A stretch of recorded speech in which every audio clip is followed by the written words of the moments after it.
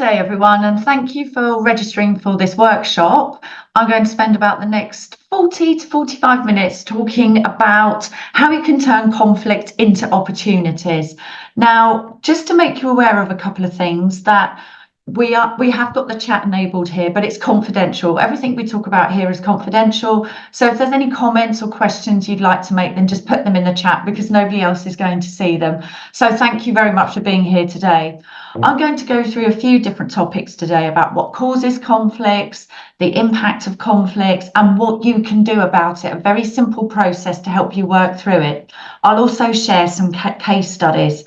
So you might be thinking, Sarah, how can you turn conflict into opportunities?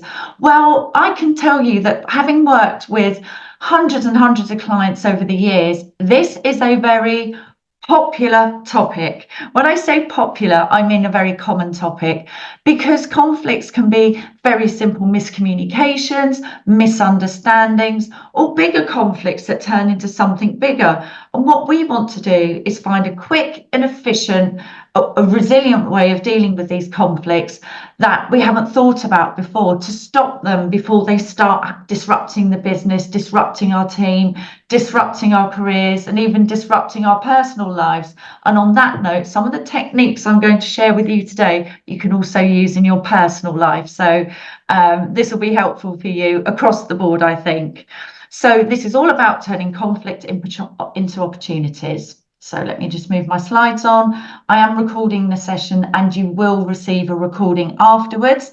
And as a thank you for registering and attending today, I'm going to send you a free checklist, which details will follow at the end of that. So let's get going because we've got quite a bit to go through.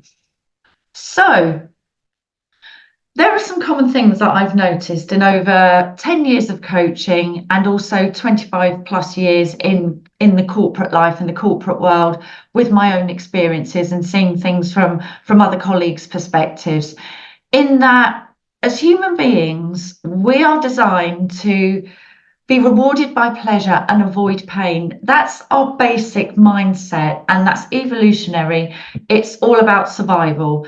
And very often we can use the same sort of techniques and processes to deal with conflict. And I've outlined a few here. Now, this isn't a blame game. This isn't to say we're doing anything wrong. It's just that sometimes we need a new process, we need new knowledge, we need new insights and tools as we go through our careers as a leader, as a manager, as somebody who is working on a project work stream. I've seen it so many times where, for example, roles and responsibilities in project work streams aren't really sort of organized in the right way, in a clear way. And those sorts of things could cause conflict. But typically, a lot of us tend to like to avoid direct confrontation. And these are some of the, I guess, symptoms or approaches that I see that just don't really seem to work. And I might have tried some of these myself, to be honest. So we can ignore confrontation, we avoid it, we can try and smooth over the differences, we can resort to becoming more authoritarian. If I speak louder, if I speak faster, if I'm more autocratic, people are just going to follow me. That just doesn't cut it in the world today, as I think we know. And sometimes we delegate conflict resolution. What I've seen a lot with my clients is that sometimes they'll say, well, can you deal with that? Can you deal with that? And that doesn't really solve the problem. So if any of you have had any of these experiences, just give me a thumbs up in the chat. If you've experienced a conflict, we have to see thumbs up, thumbs down, or if there's a word that would describe any kind of conflict you've been through, that could be good, it could be negative, or somewhere in the middle. So whatever you feel like putting, put it in the chat. Nobody else is going to see it. So these are some of the tactics that I've seen. Now, just to go into a bit of my own experience, and I will share a story here. So I've been working in my coaching business, coaching and training, for over 10 years, and that's backed by over 25 years experience to board level. And believe you me, I've seen my fair share of conflict.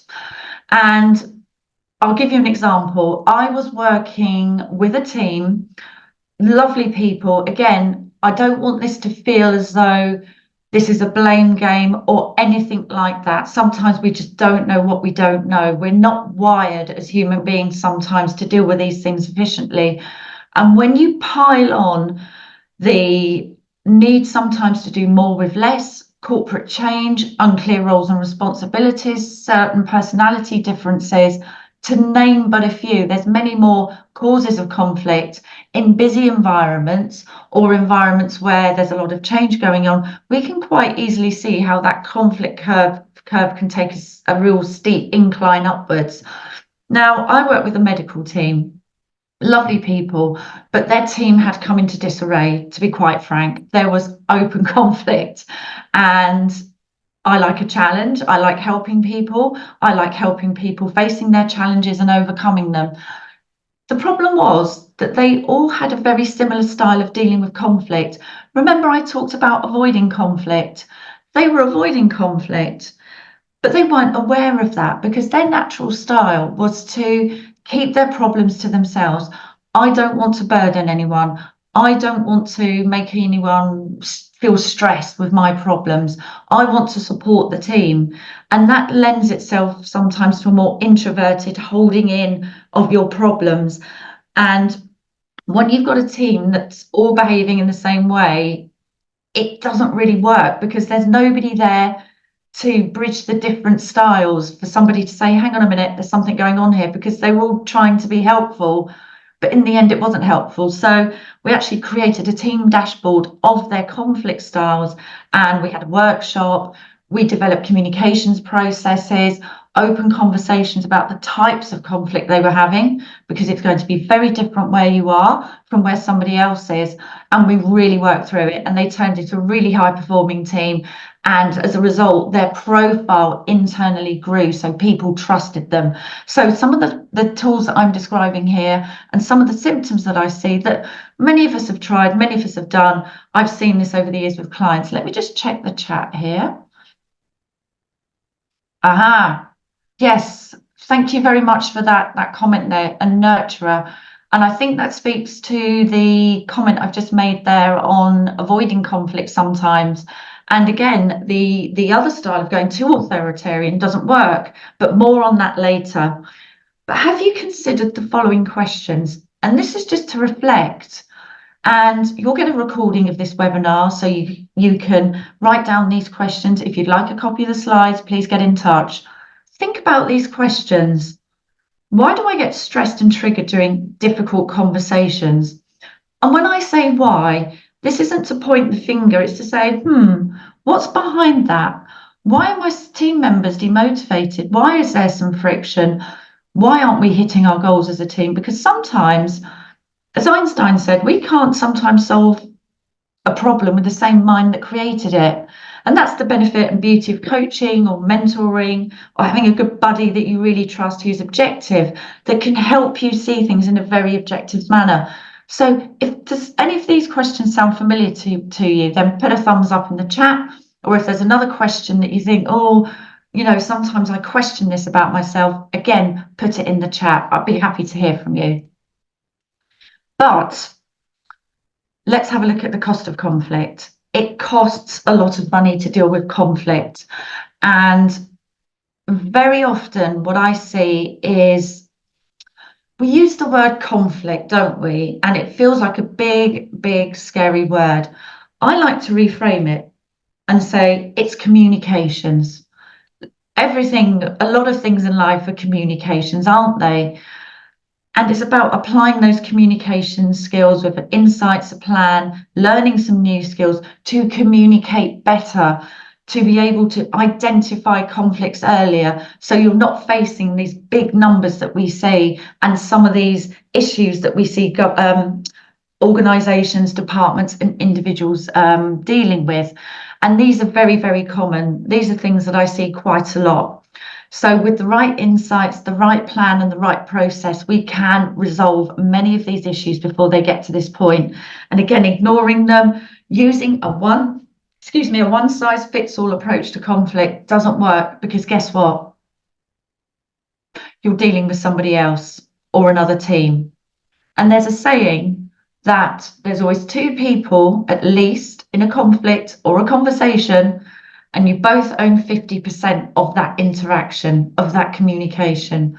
I don't agree with that. We own 100% and 100%. We owe it to ourselves to really step into and understand what makes us tick. Is it about the other person, or are we projecting our fears or our past experiences onto somebody else? And are we missing an opportunity to grow and learn from ourselves and our team? So let me just move the slides forwards. Just go back. There we go. So this is sometimes what I see people also doing. And again, these are observations, and I've seen it in companies I've worked for, and I've seen it in companies that I coach for. And I understand, particularly in today's environment, it's very tricky as a leader, as a manager, when you get put into a stretch or a growth assignment and you're asked to take on a project and it's not very clear what you're supposed to do. It can be very overwhelming. And especially as a leader or a manager, you've got to manage the performance and the results, build in the strategy, make sure the team's going in the right direction, and then deal with some of these issues as well. And that's very often where I see people outsourcing the issue to somebody else. Now, I come in, people outsource it to me sometimes, but that's a positive move because I can see things objectively and I've got the tools to help people diagnose, plan, and grow. Sometimes what I see is people going on very general training courses. Fantastic. There's a real place for those. But actually, to dive into and understand quickly and specifically your style, even the other person's style, are you diagnosing the right problem? That doesn't always come with very general training. So if you've tried any of these approaches, then give me a thumbs up in the chat. Or if you've tried something else, leave a comment in the chat.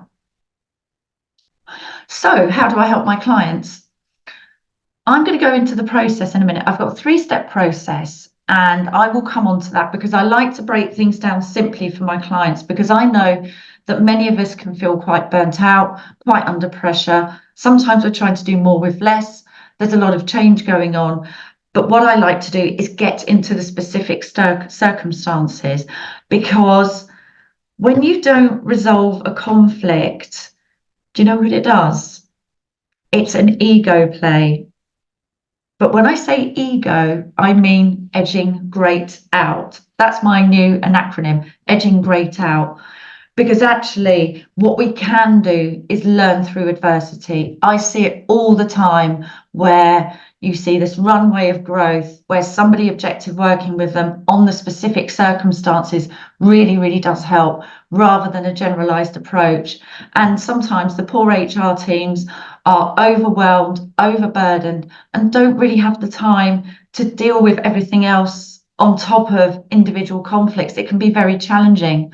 So what I do is I build a plan of action, and that plan of action fits around you and your circumstances.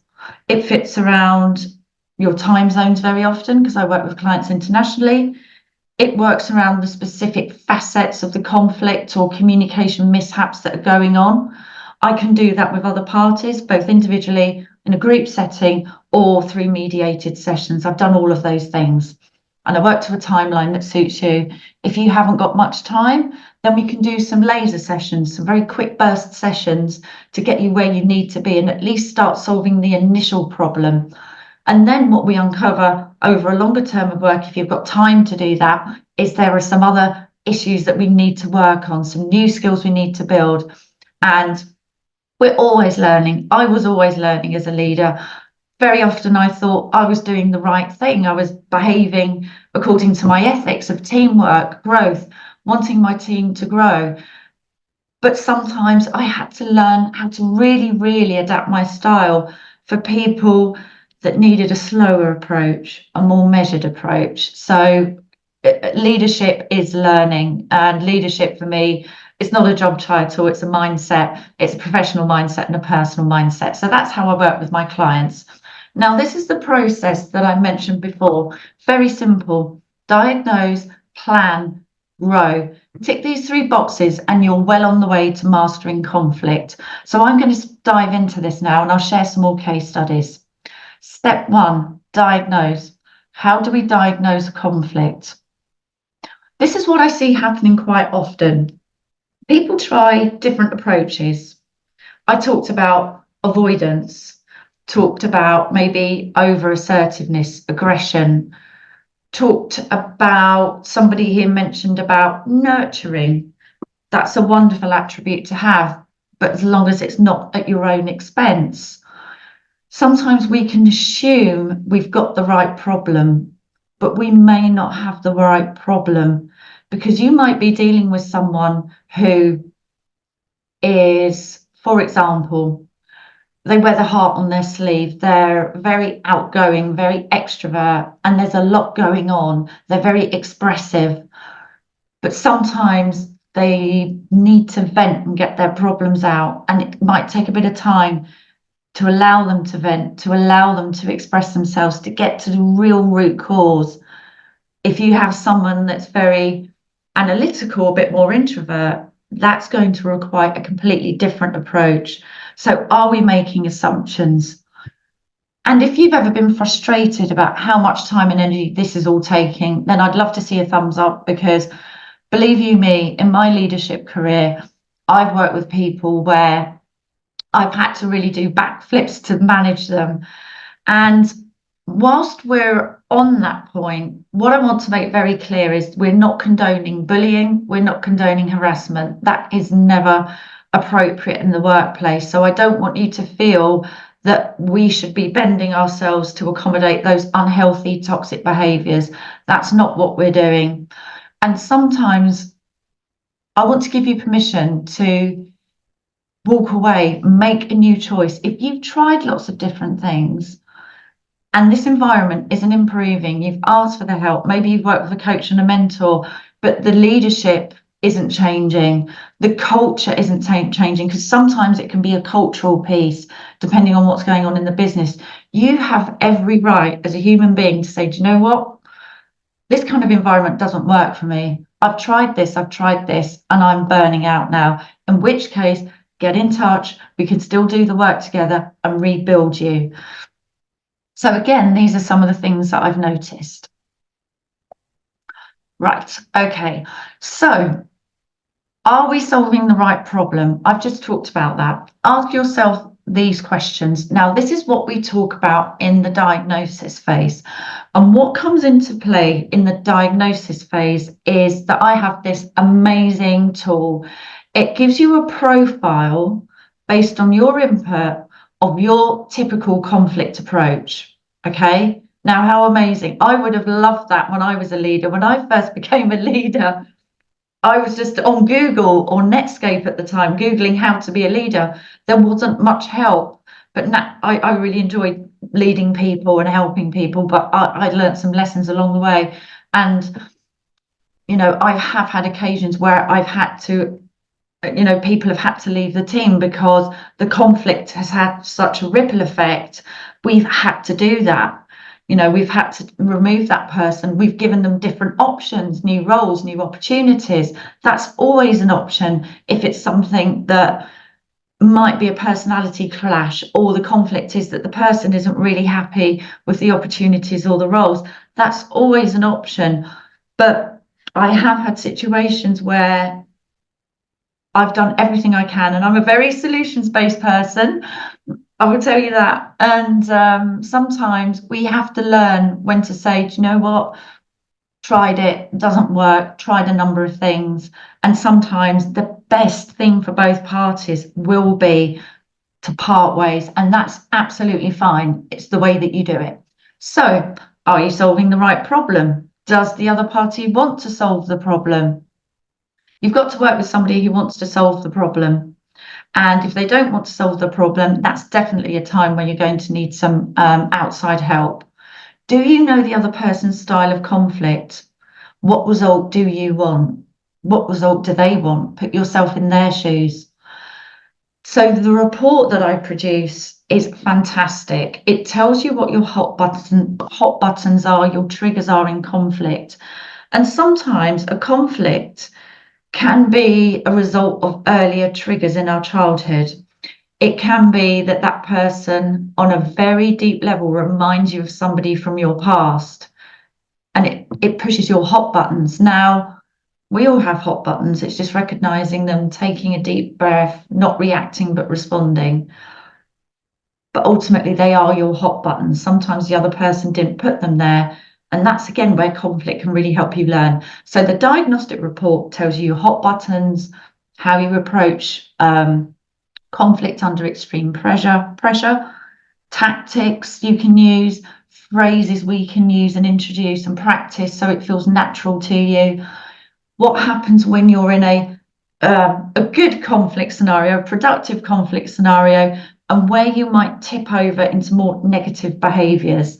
So it's absolutely fantastic. And I've got an example there of somebody that I worked with before. Okay, let's have a look. Great, thank you. Thank you for the comments. Good to see what you experience here. I mean, if you think a productive conflict report would be good, I'd love to see your comments in the chat. So let's just move on. Let me explain a bit of a case study. Let me just take you through something that I worked on recently. I was working with someone in a large organization, senior global leader, and this was a classic example of conflict that had actually gone on unchecked for years. And I think the problem had been passed on and passed on and passed on. And it was quite interesting, really, because when I did the diagnostic reports, we did some disc profiling to understand the different profiles of each person, and we used insights as well to get a baseline of behaviours at work.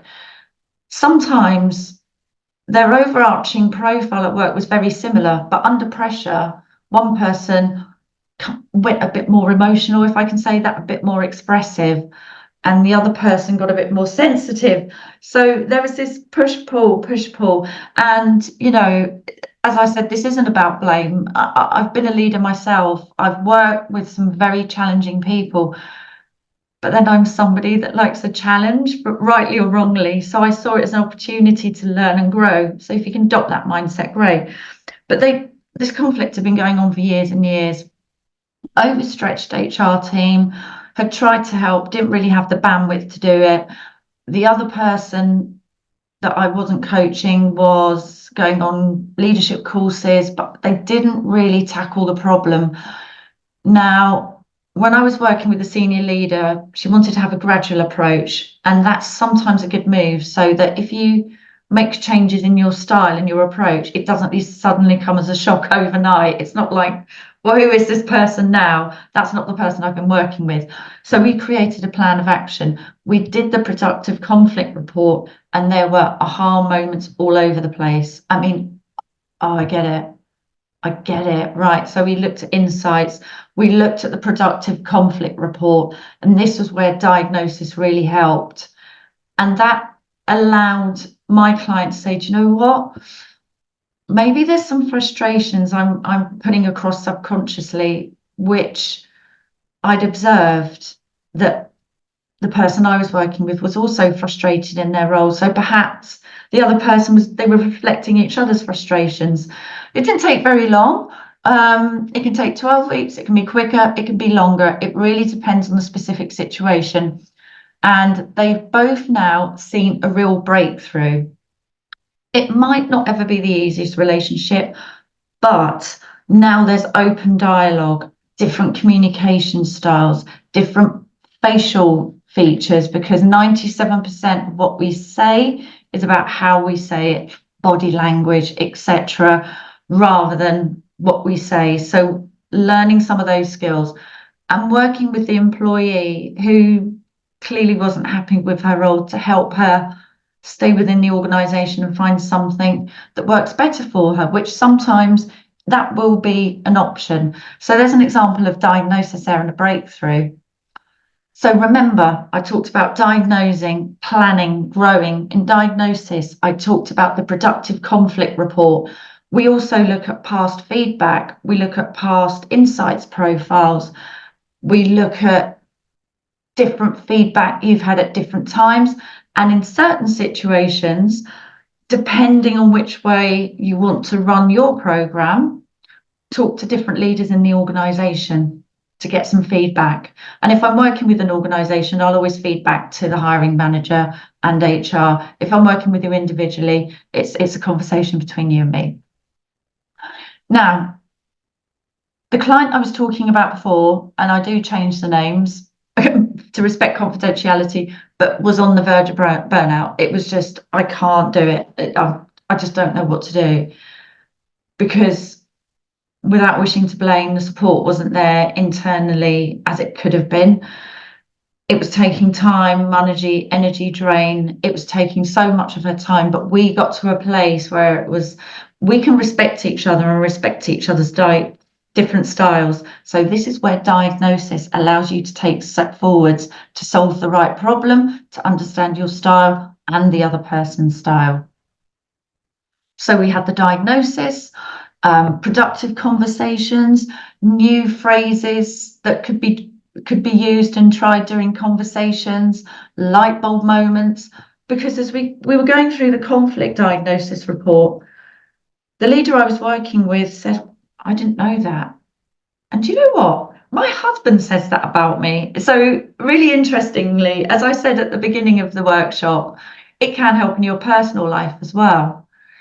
We talked about active listening, about not getting emotionally hijacked, and not, this always felt like a weird expression to me, but I do get it, not taking things personally. Now, if you've ever taken something personally and wish you hadn't reacted, just put a thumbs up, say, yeah, Sarah, I've done that. Or, no, I haven't. I've never done that, Sarah. I'd love to see your responses. The best thing you can do is take a deep breath, a sip of water, and regroup at the right time to have the conversation you need. But ultimately, it got to a win-win situation. My clients are really happy. Here's just a sample of some of my clients. You can see some of my reviews on LinkedIn, Google, and on my website. And I work very much in the areas of self-doubt because, you know, as leaders, we're not Marvel characters or superheroes, are we? Although sometimes we're supposed to feel like that. We're human beings, and our days can go like this. Business goes like this. It's not a straight line. But what we can do to build our confidence, reduce self-doubt, reduce burnout, is really identify some of those underlying patterns that might be at the moment unfathomable. And these are some of the people that I've worked with in the past, which has helped them to reduce that burnout, stress, but also go on to have fulfilling careers and really enjoy their leadership careers. So I mentioned at the beginning that I've got something for you at the end of this webinar. Now, as a thank you for registering and attending, I've got a free checklist that's going to give you some starters for 10 around conflict, and it will help you have a look at your current situation. And I've got the opportunity for you to book a 30-minute strategy call with me. It's completely confidential. You'll come away with some insights. My job is to be objective, to listen. I'm trained to listen out for words, look at body language. It's not my job to judge or criticize you. My job is to help you, and to help you in a way that's much quicker than if you were trying to sort of figure it out by yourself in your own mind, because we can't see inside our own heads, can we? Can we? Can AI do that yet? We can barely see the end of our noses, and sometimes it's a sense of, I feel it's a real sense of strength and confidence to say, do you know what? How could I possibly think I have all the answers? Let me speak to someone who's trained to help me with this. I have coaching myself for different areas of my life, business coaching, so that I make sure I'm sort of sailing a steady ship. So I've got 15 slots available, because time's running out before Christmas, for the end of the year. Yes, I did say that. So there's 15 slots, and there's my diary link at the bottom, and there's a QR code at the end. And just think about, sometimes as humans, because we avoid things, or we try one size fits all, or we're scared for asking for help because it feels like failure. It's not failure. We've all made mistakes. We've all done things, and we all learn and grow from them. And your life, both professionally and personally, because people tell me this, that when they reduce conflict at work, it also helps with their personal life and vice versa. You'll have a less strain on time, resources, reputation, career, and it will be a quantum learning experience. And I don't want you to have to experience what I did, which was going through it by myself. That was major, nearly burnout time, to be frank. And I was lucky enough that at the time a new HR person came in and she was absolutely fantastic. It can be very isolating sometimes in our careers, but that's why I'm here. I'm here to be your shoulders, your support, and to help you as quickly as I possibly can with the right information and tools. Step 2, plan. We've talked about diagnosis, now we're talking about planning. So we understand the root causes. What's next? What's the end goal? We need to start with the end in mind, as Stephen Covey says. The 7 Habits of Highly Effective People. Good book if you want to read it. And how do we consciously move forward? How do we break this problem down? That's my job as a goal, is to help you pull out, as a coach, my job is to help you pull out the goal, break it down, and take a more forward-thinking, purposeful, intentional, active role in dealing with conflict. We're not going to react anymore. We all do it sometimes. If you feel that way, there are tools and techniques I can help you with. I work with people that are neurodivergent, that have some level of anxiety, some levels of perfection, you name it. We're all very unique. So I cater according to what's best for you. But what we do is we have a plan. We have a plan in place. Now that plan can change. Sometimes we get through a program and it's like, do you know what, Sarah? I've realized that maybe I want to go down a different path. Now that can happen, but we can break things down so they don't seem so overwhelming. And like a plane taking off, you go like this and you see the growth and you feel the growth and it builds your confidence. Now, remember, we talked about fixing the problem. We don't want to fix the wrong one. There might be several problems underlying it, whether it's a team, whether it's an individual in an organization, or whether you're coming to me for leadership coaching off your own back, so to speak. When we resolve when we don't plan and really understand the goals and break it down, we can rush things. We can see the conflict repeating itself. We can feel fatigued, frustration, lack of performance, stress and demotivation. Nothing gets resolved, it perpetuates.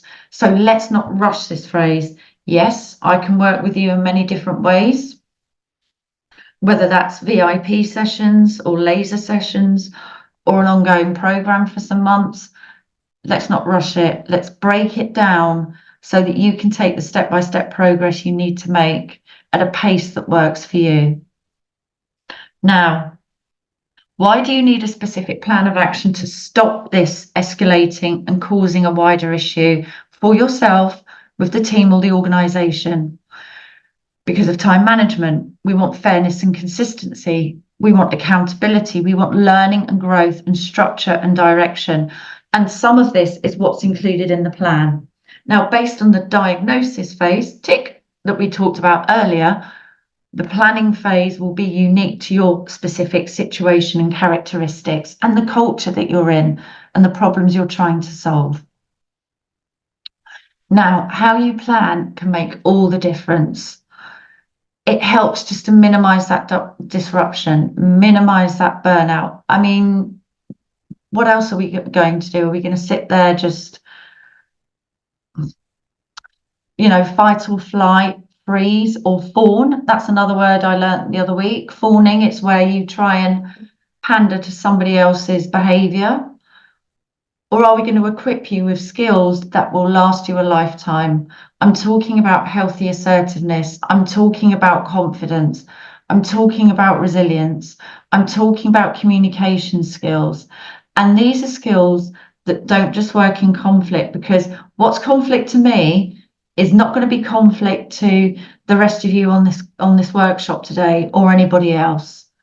For example, let me share an example. I was working in a pharmaceutical company quite a number of years ago, and we have to get medical doctors to sign off materials to make sure, quite rightly, that they're accurate, fair, balanced, and have patient health, patient care at the forefront, and quite rightly so.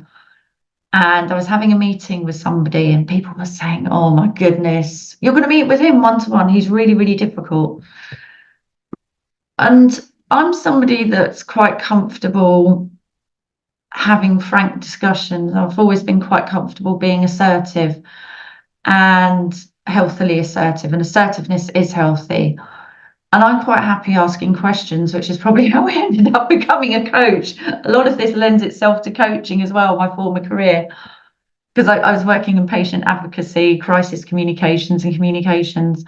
And I made a decision. I thought, I'm going to go in here and see what the positive intent is behind the behavior that I'm hearing about. And I went in and I thought, my natural instinct is to go in and be quite dynamic. And I thought, no, I think we've got sometimes both quite a dynamic style. I'm going to take a deliberate position of leaning back. I did that and I listened. I understood that he liked to be listened to first, which is fine. And I asked questions. I wasn't scared of asking questions. We did have some robust discussion, but because we had somehow that dynamic personality, it didn't feel like an argument or a conflict. It felt like healthy debate. But for you, might feel very, very different. So that really, really helped the relationship, not buying into other people's stories, taking your own situation on its own merits. And how you plan makes all the difference. And all, doesn't this sound great? Some of these results that you can get from having an accurate plan. Tips for planning. This is the second part of the process. Okay, remember, diagnose, plan, grow. We've identified the conflict already. We've set the goals, the approaches. We're measuring success. We're changing the plan if we need to along the way, because let's not forget, there's other people involved as well. We're facilitating productive open communications at the right time. We're using the right body language. We're leading by example, or leading can mean many things. It could be a team, it could be a project, but we're role modeling that behavior and letting other people see how robust and resilient we can be in a world that is ever changing and fairly dynamic in of itself. We're finding solutions. We're working on the right problems so that we can move to a resolution. Now we come to step 3, the final step in diagnose, plan, grow. What happens? Diagnose, tick. Plan, tick. Grow, tick. So we've talked about the short-term approaches, what we try and do to really manage conflict.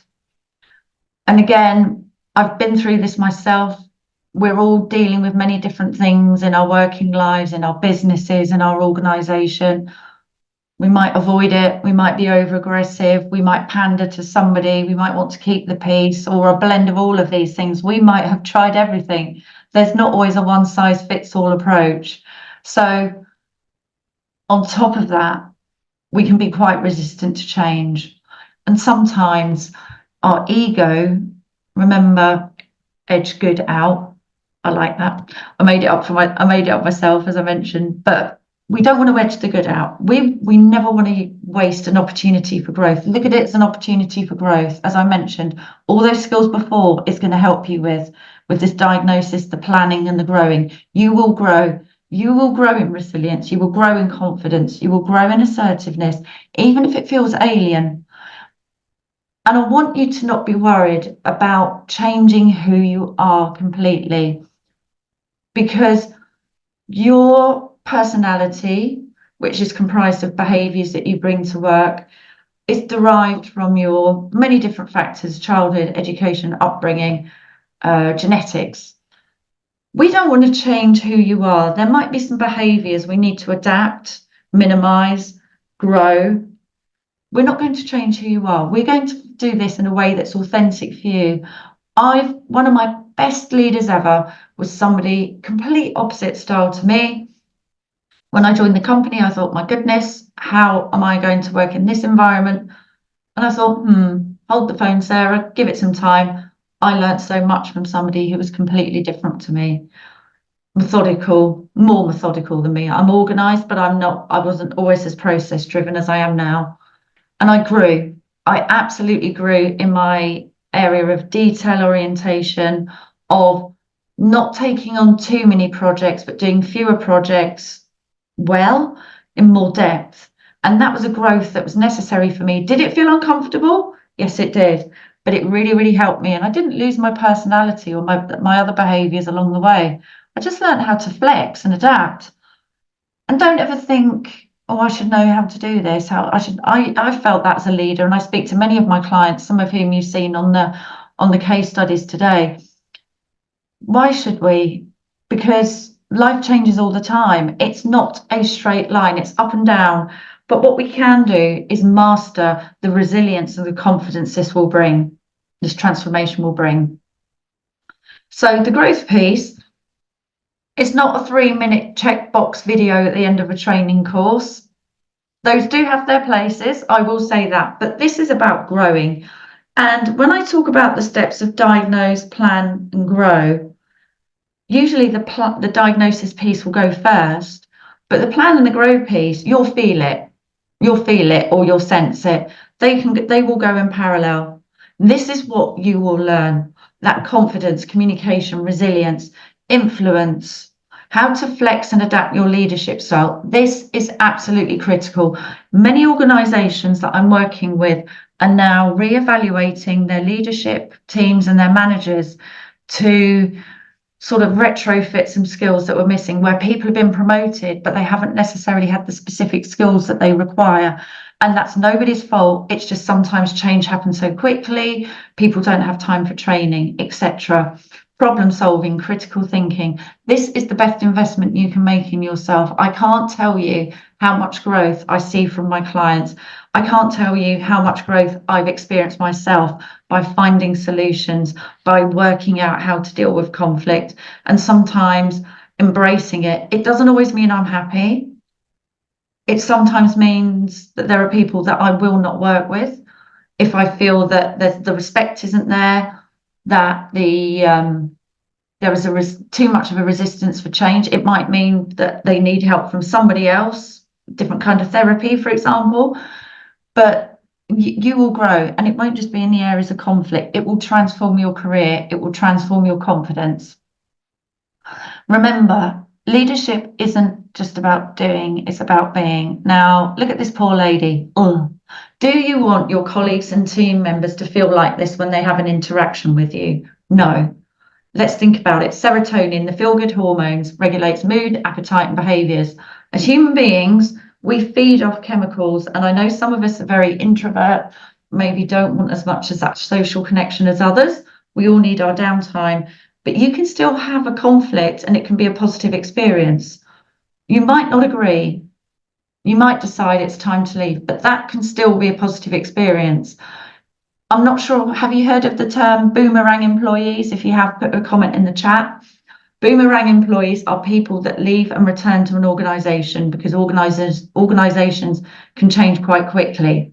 So we want to leave a good impression. That serotonin is a feel-good hormone that we get around how we feel around people, how people make us feel. Now, if you're in a bad mood and you've come in with a bad mood, you might want to shake that off, but because the other person's not going to have a great experience of you either.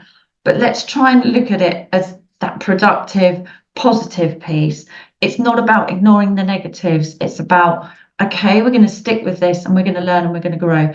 There's people in business that I've worked with who I wasn't sure that if I really liked them, but over time, so I really do like this person. I was probably being a bit judgy in those days, but I've met people that the relationship has grown and evolved.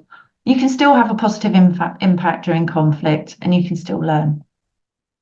So, what are the missing ingredients in your leadership approach? This is what the diagnose, plan, and grow will give you. You know, leadership is not static. It's not a word with a full stop at the end. It changes. It changes as the world changes. Look at how predominant hybrid and remote working is now. I was always used to working in a hybrid environment because of the way the businesses I used to work with and because of travel. But look at how that's changed now. Look at the gaps we need to fill now that we didn't have to before.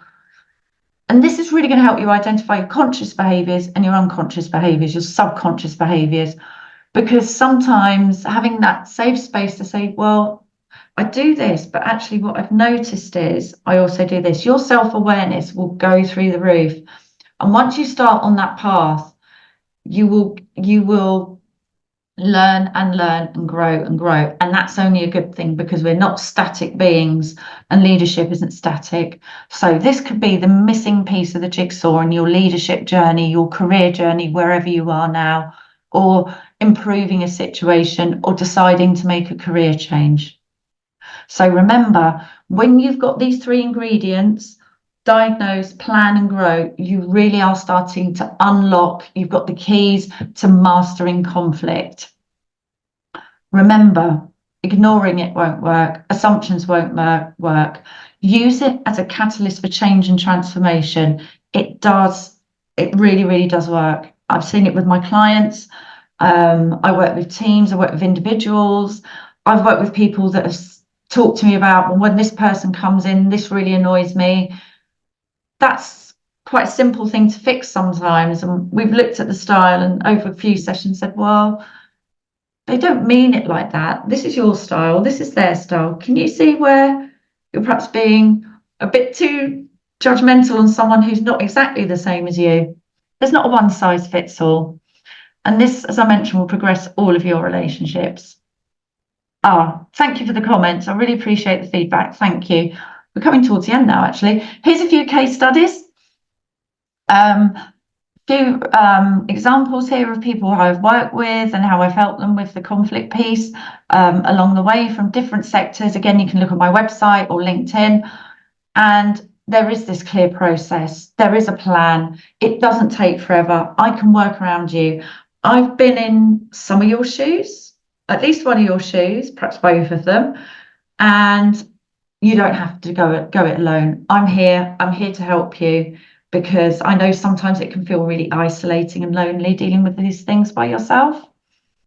So, as I mentioned, you won't get biased advice. It's one-to-one guidance based on my experiences. I've got a number of slots. I've actually got, I think it was about 15 slots actually available. So book in the diary, the link's there. I'd love to hear about your current challenges to see how I can help you. Identify your gaps where you need help. It might be you just need help in one of the three keys that I talked about: diagnose, plan and grow. But we can work through that together in confidence. So see it's a productive catalyst. Embrace the transformation and development. Be bold, face it. It will grow your confidence. And then you'll start to see different situations and minimize the conflict. As I said at the beginning, minimize it before it really starts to take off. So this is what's usually included in my conflict programs. All of the things that I've talked about: and diagnose, plan and grow. Summary documents, emergency contact if you need something on WhatsApp. Sometimes my clients, when they embark on a journey and there's a lot of change happening, it's a bit, oh, Sarah, I've got this, what do I do? And I can leave you a voice note or just send you an email with some quick tools and guidance. So here's everything that I'm offering you. You can have weekly recorded sessions, or we can design a program that works with your time frame, your work patterns, because I know it's different for everybody, especially when you've got different personal obligations and commitments as well. So I do this on a group basis, individual, and I also provide team dashboards that really help you to illuminate the different styles you've got in a team and where you might need to add some different styles to help resolve conflict. So this is typically what I offer. And here's my contact details here. The QR code should be able to scan and take you to my diary. If it doesn't, just drop me a message on LinkedIn. I will be sending you a recording of this webinar for your records. There's my WhatsApp number. As I mentioned, I've only got a certain number of slots that I can only keep open for a few days. I've kept quite a few open, but as it's coming to this time of the year, things are booking up, things are getting really busy because people want to finish off projects by the end of the year. But I'm holding open 15 spaces throughout the next 4 days. So please get in touch. I'm going to send you a free conflict checklist that will give you some pointers. And once again, thank you for joining us today. Thank you for being here. If you've got any follow-up questions, then just drop me a message on LinkedIn or send me an email. You can see my website address there, or book in that call. I'd love to hear from you and help you move forward and see that you can master conflict, and it's a catalyst for that growth and that change that will endure. Have a great day.